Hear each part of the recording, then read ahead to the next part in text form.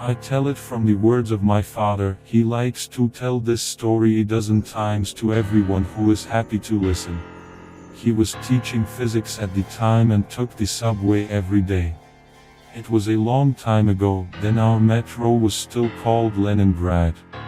He was driving one day after work, and then the train stopped in a tunnel.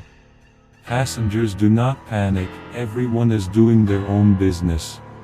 Only a sound began to be heard, as if either water was murmuring somewhere, or a tunnel draft. On the speakerphone, they said that the train would soon resume movement. And then the light went out. There were no mobile phones to light up then, and people in the dark began to worry. Someone lit a lighter, but it was of little use. In the car, a girl began to cry. People gradually began to worry and grumble. They say, "What an outrage." Through the grumbling, my father could hear sounds from the tunnel. The murmur became louder. The tracks were flooded, a passenger said knowledgeably. "We will stand for a long time." People began to worry. Someone already panicked and began to shout that now the tunnel will flood to the ceiling and they will all drown here. The train had been waiting for 10 minutes. The water was now bubbling quite clearly. It seemed as if it was flowing directly under the cars, and in a rather stormy stream. In addition, there was another sound, as if someone was slapping wet palms on the glass and rubbing the glass with a characteristic creak. You never know what someone is doing in the dark from idleness. My father did not pay attention to it at first, but then he realized that the sound, firstly, was moving. An invisible spanker in the dark was moving from one end of the car to the other, quieted down, and then returned back. And secondly, the sound was clearly coming from outside. Here, even my father has already felt a bad chill.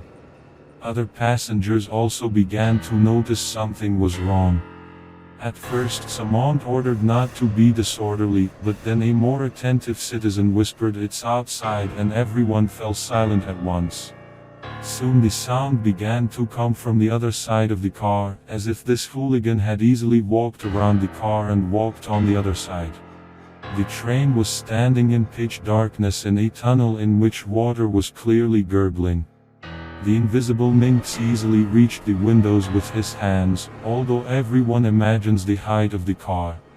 At the same time, he jokingly walked around the car in a circle, as if the coupling between the cars was not a hindrance to him. The guy who was with the lighter decided to investigate what was going on there.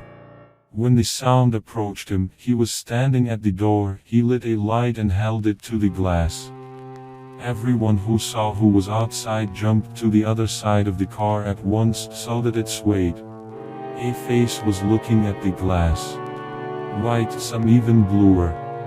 It was difficult to see details through the glass, but this creature had small dark eyes framed by thick dark circles, like a terminally ill person.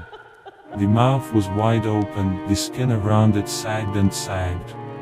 It was visible for only a couple of seconds, then the guy dropped the lighter and the car was plunged into darkness again. Now the slapping on the glass became more frequent. Someone screamed heartrendingly, "Close the windows." People were huddled together in a panic in the center of the car. Then the splashing of water was heard already inside the car, as if someone had knocked over a bucket on the floor. My father hardly remembers what happened next, but for about 5 minutes there was complete confusion. People were shouting, clinging to each other, no one understood anything.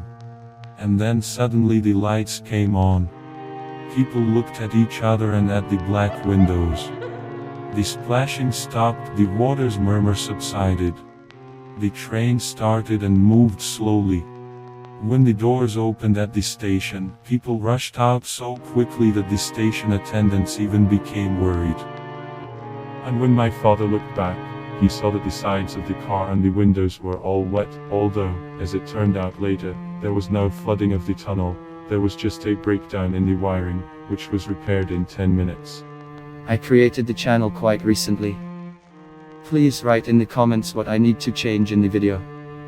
Please support me by liking and subscribing to the channel. Thanks.